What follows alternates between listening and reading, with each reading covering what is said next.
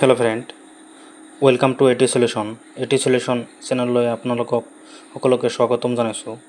আজি এইটো ভিডিঅ'ত আপোনালোকক জনাম যে আপোনালোকে কেনেকৈ আপাৰ কাৰ্ডখন বনাব পাৰে আৰু আপাৰ কাৰ্ডখন কি, আপাৰ কাৰ্ডখন কিয় ছাত্ৰ ছাত্ৰীৰ বাবে ইমান জৰুৰী হৈছে আৰু আপাৰ কাৰ্ডখন কেনেকৈ বনাব, কেনেকৈ ইউজ কৰিব, সকলো বস্তুখিনি এইটো ভিডিঅ'ত মই জনাই দিবলৈ চেষ্টা কৰিম। তো যিমানবিলাক অভিভাৱক আছে আৰু ষ্টুডেণ্ট আছে সকলোৱে এই ভিডিঅ'টো ভালদৰে চাব আৰু বেলেগ ছাত্ৰ ছাত্ৰীলৈ শ্বেয়াৰ কৰি দিবি, সকলোকে জনাই দিবলৈ চেষ্টা কৰিব। তো বলক পোনপ্ৰথমে ভিডিঅ'টো আৰম্ভ কৰোঁ।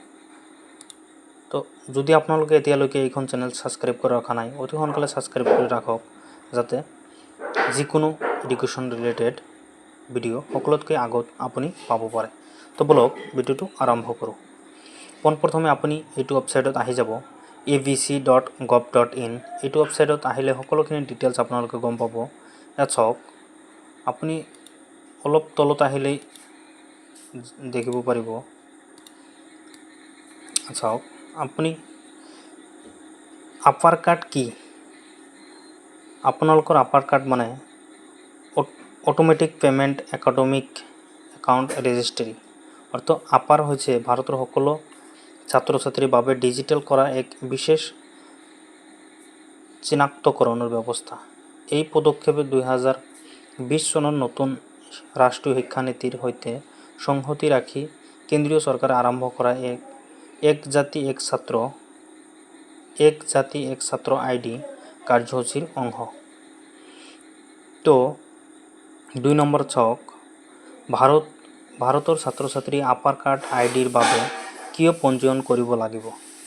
ভাৰতত প্ৰতিজন ছাত্ৰই আপাৰ আইডি, ডিগ্ৰী, ডিপ্ল'মা প্ৰমাণপত্ৰ, প্ৰাদেশিকৰণৰ বিৱৰণ আৰু সহ পাঠ্যপুথিসকল ধৰি তেওঁলোকৰ সকলো শৈক্ষিক একাডেমী ডিজিটেলভাৱে সংৰক্ষণ, পৰিচালনা আৰু প্ৰৱেশৰ বাবে এক 12 সংখ্যাৰ কোডৰ বাবে পঞ্জীয়ন কৰিব লাগিব। এই আইডি শিক্ষা ক্ষেত্ৰৰ এজন ছাত্ৰৰ ডিজিটেল পৰিচয় হিচাপে কাম কৰিব। ইয়াত কৈছে, আপোনালোকে যিসকলে ডিগ্ৰী, ডিপ্ল'মা প্ৰমাণপত্ৰ, সকলো ধৰণৰ শৈক্ষিক প্ৰমাণপত্ৰ আছে, ইয়াত আপাৰ কাৰ্ড বনালে 12 সংখ্যাৰ এটা আইডি পাব। সেইটো আইডিত সকলোখিনি বস্তু আপোনাৰ ইয়াত এড থাকিব। 3 নম্বৰত কৈছে, আপাৰ আইডি কি, ই কেনেকৈ উপযোগী, মানে আপাৰ আইডিটো হৈছে কি আৰু কিয় উপযোগী হয়। আপাৰ আইডি আৰু ডিজিলকাৰৰ এই অনলাইনত ভঁৰালৰ লিংক হিচাপে কাম কৰে, যাতে ছাত্ৰ ছাত্ৰীসকলে পৰীক্ষাৰ ফলাফলৰ দৰে অত্যাৱশ্যকীয় নথিপত্ৰসমূহ সুৰক্ষিত সংৰক্ষণ কৰিব পাৰে। ইয়াৰ জৰিয়তে আপোনালোকৰ যিমানবিলাক ৰিজাল্ট আছে, মাৰ্কশ্বিট আছে, সকলোখিনি বস্তু ইয়াত সংৰক্ষণ কৰি ৰাখিব পাৰে ডিজিলকাৰৰ সৈতে। তলত চাওক, আপাৰৰ সুবিধা কি কি। ছাত্ৰ ছাত্ৰীয়ে অগ্ৰগতি অনুসৰণ কৰি শৈক্ষিক অভিলেখ সুৰক্ষিত কৰি শিক্ষাৰ ক্ষেত্ৰত জবাবদিহি বা স্বচ্ছ নিকা কৰে।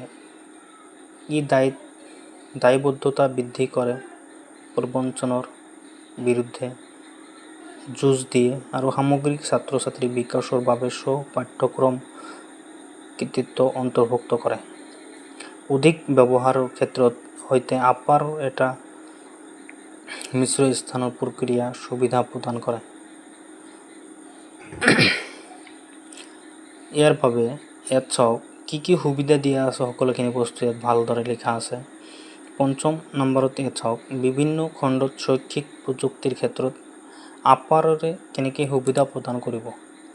শিক্ষা প্ৰযুক্তিৰ গতিশীল পৰিৱেশৰ আপাৰ আইডি অন্য সুবিধা প্ৰদান কৰে, য'ত প্ৰাথমিক শিক্ষাৰ বাবে ব্যক্তিগত কিশোৰ শিক্ষা, K-12 প্লেটফৰ্মৰ বাবে লক্ষ্য নিৰ্ধাৰণ কৰাৰ হস্তক্ষেপ, পৰীক্ষা প্ৰস্তুতিৰ বাবে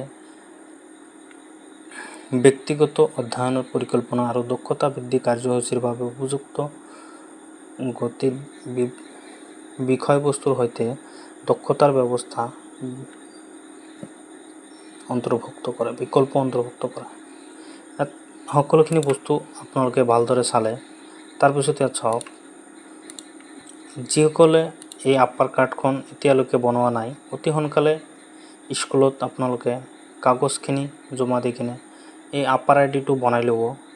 আৰু যিসকলৰ এতিয়া ইয়াত চাওক, বনোৱাৰ কাৰণে আপুনি নিজেও বনাব পাৰে।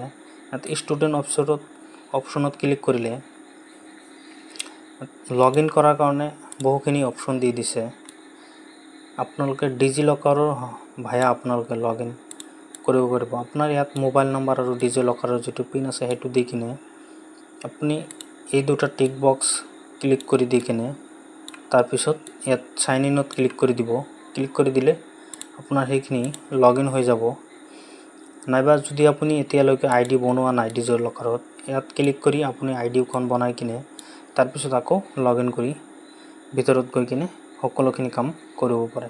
তো এতিয়া মোৰ লগত আইডি নাই, সেইকাৰণে আপোনালোকক দেখাব নোৱাৰিলোঁ। তাৰপিছত নেক্সট ভিডিঅ'ত মই কেনেকৈ আপাৰ কাৰ্ড বনাব লাগে সকলোখিনি বস্তু মই জনাই দিম। তো আজিৰ বাবে এইখিনিয়ে। যদি এই চেনেলখন এতিয়ালৈকে ছাবস্ক্ৰাইব কৰি ৰখা নাই, অতি সোনকালে ছাবস্ক্ৰাইব কৰি ৰাখক, যাতে এনেকুৱা ভিডিঅ' আপুনি মিছ নকৰে। থ্যাংকস ফৰ ৱাচিং দি ভিডিঅ'।